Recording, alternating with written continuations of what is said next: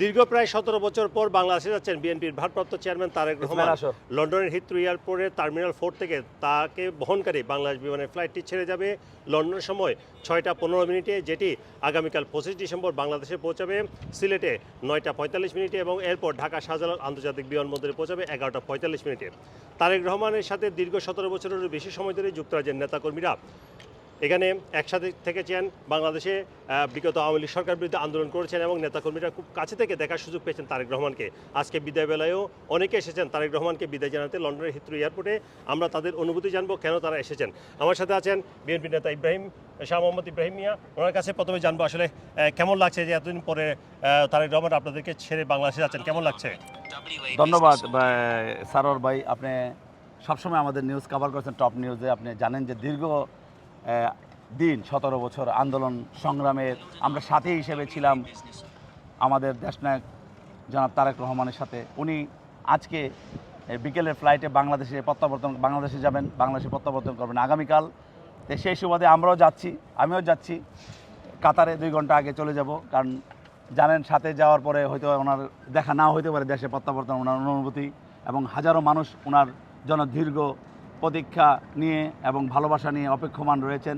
আমরা ওনার কালের সাক্ষী হওয়ার জন্য ওনার সফর সঙ্গী হিসেবে কাতারের বিমানে আমরা প্রায় আছি 100-র উপরে মানুষ। আমরা বিএনপি নেতাকর্মী, যুক্তরাজ্য বিএনপির অঙ্গ সংগঠনের নেতৃবৃন্দ এবং ব্রাহ্মণবাড়িয়া জেলা জাতীয়তাবাদী ফোরামের নেতৃবৃন্দ রয়েছে।